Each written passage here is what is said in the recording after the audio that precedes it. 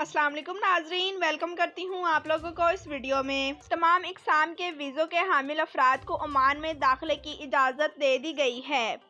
सल्तनत ओमान की जानिब से शहरियों और रिहायशियों के अलावा बाकी तमाम अफराद के मुल्क में दाखिले पर पाबंदी आयद कर रखी थी।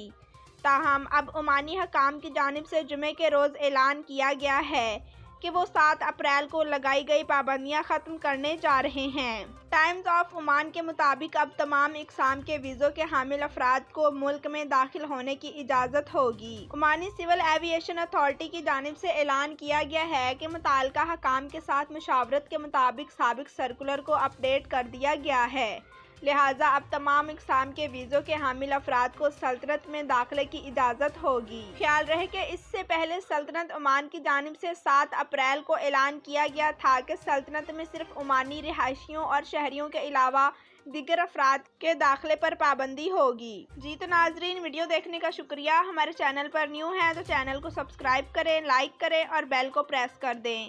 Thanks for watching. अल्लाह हाफिज़।